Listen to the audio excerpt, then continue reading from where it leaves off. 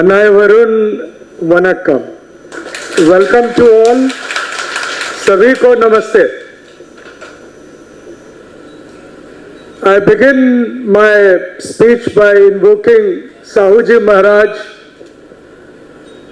Mahatma Phule, Periyar, Dr. Bhimrao Ambedkar, B.P. Mandal, Karpuri Thakur, all those who have done great service to backward classes and to the masses of this country.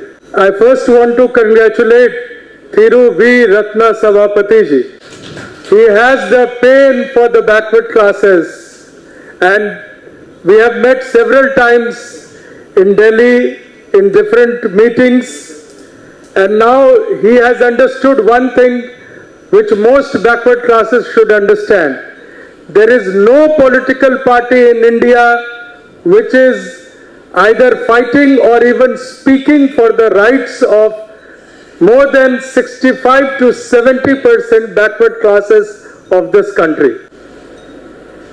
Just now, after long wait, 2027 census has begun, but this has begun by cheating the backward classes on the issue of caste census. Why I am saying cheating?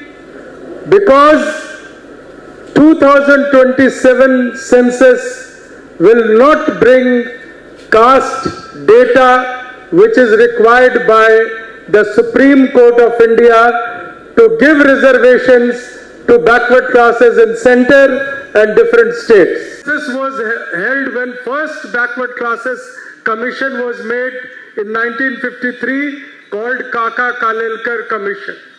Kaka Kalelkar was a Brahmin. He was heading the backward class commission. He gave a report. At the end of the report, in the introduction page marked to President of India, he said, "I don't agree with this report." So the whole thing went in dustbin. Similarly, when Jawaharlal Nehru had to act on that report, he said, since the chairman himself has not agreed to it, we cannot implement it.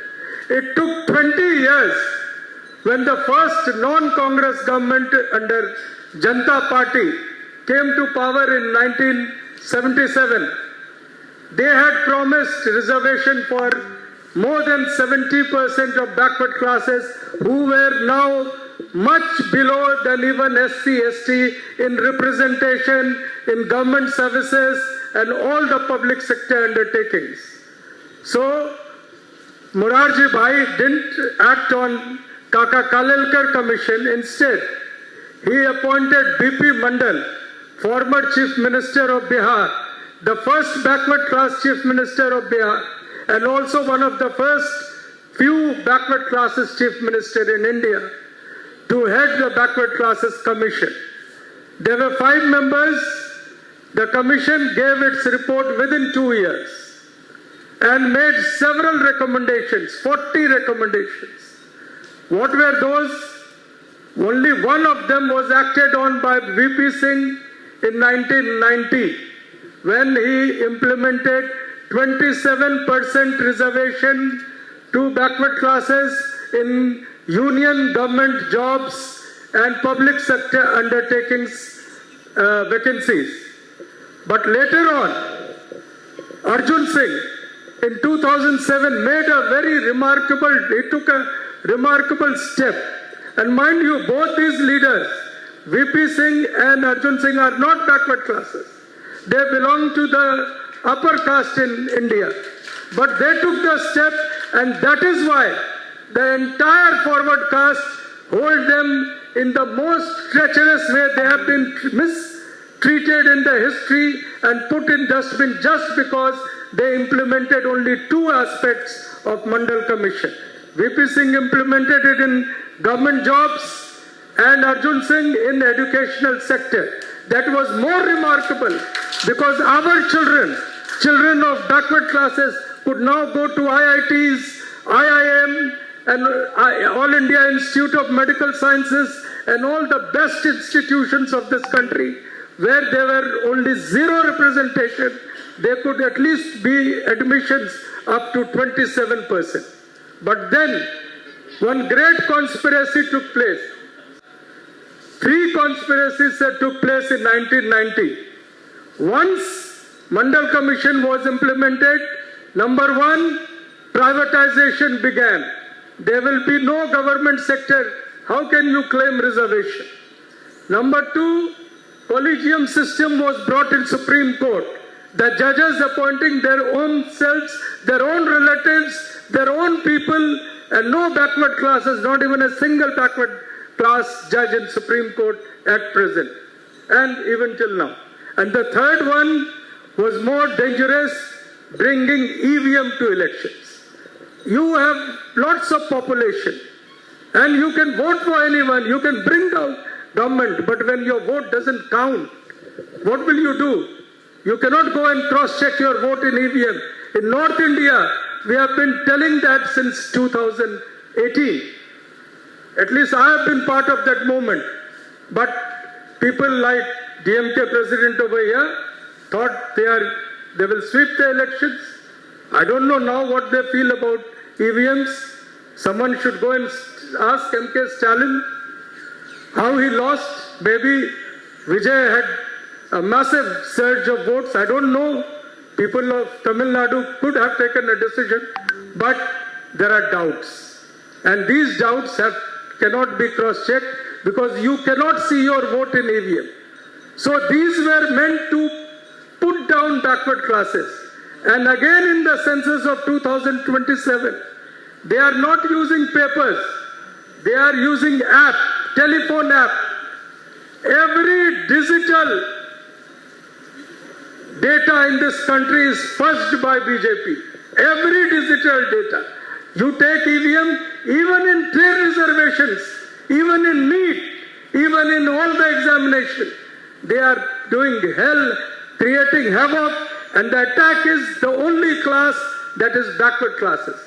But we are divided in different castes. The only identity which came as backward caste was after Mandal Commission was implemented. Scheduled caste had that identity when Baba Sahib gave them reservation in 1947 or with the constitution implemented in 1950. But backward classes don't have, still they are struggling to get an identity, and I congratulate Sabapati ji that with the calling of his party as OBC party, the identity is being enforced in Tamil Nadu, which was missing till now in Tamil Nadu also.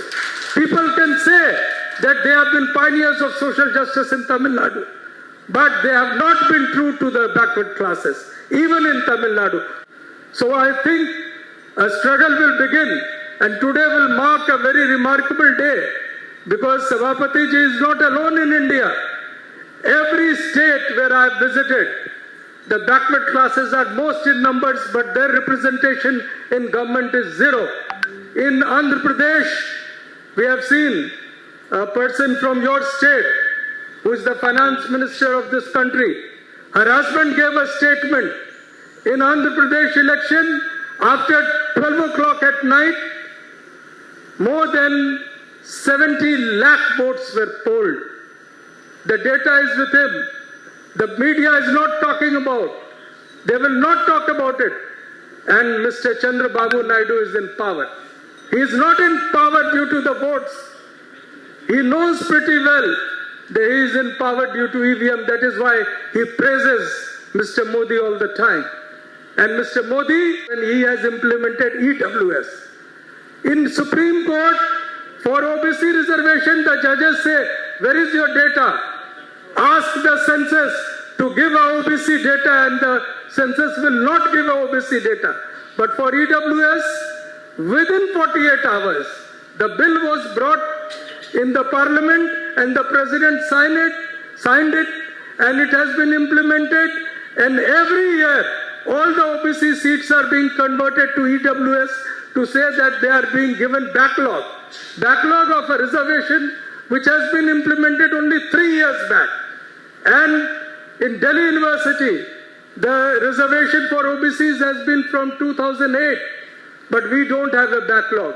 There are not even a single principal out of 85 colleges that affiliated to Delhi University belonging to backward class. There is not a single secretary in the Prime Minister's Secretariat who belongs to backward class. There is not even a single Supreme Court judge.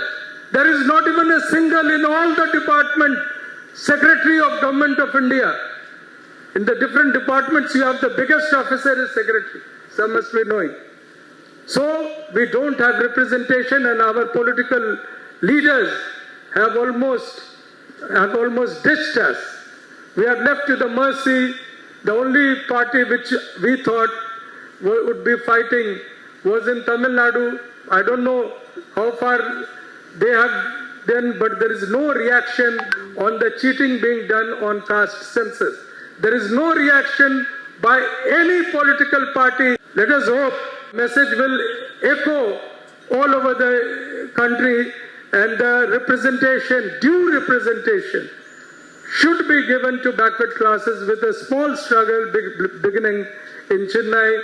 I would just hope and request Sabhapati ji to form at least take two resolutions. One is to have a missed call alarm given to the government of India that they are cheating us, cheating backward classes in the 2027 census. And secondly, we want to tell them that in all the examinations like NEET and others, the due representation of backward classes has not been given. Some of our friends from Andhra Pradesh, they are fighting in Supreme Court. Mr. Kiran is here. He knows that some people from Telangana and Andhra Pradesh have given money to advocates in Delhi to file, and that is why some of the reservation meant for backward classes in NEET was given back, but still lots of them are being given to EWS and being fussed all the time. We have lots of important guests today.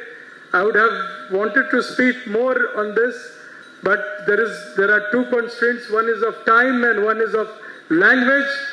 It's very interesting. I teach history, but I'll tell you one thing, how backward classes are divided and how we are so much obsessed with our caste.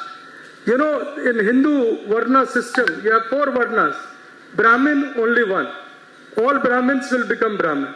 Kshatriya, only one. Vaishya, only one.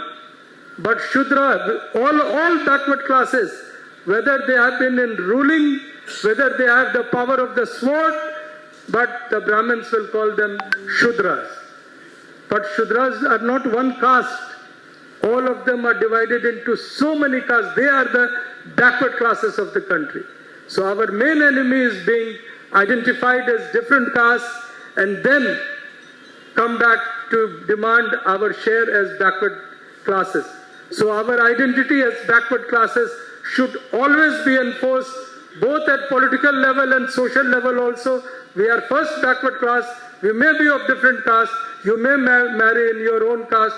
Doesn't matter.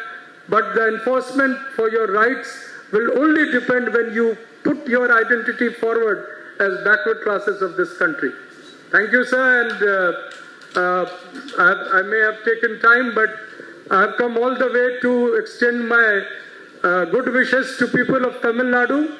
I just hope the IT cell of Shri Sabhapati ji's party and organization broadcasts our message in Tamil also, so that people of Tamil Nadu will at least know what we wanted to convey.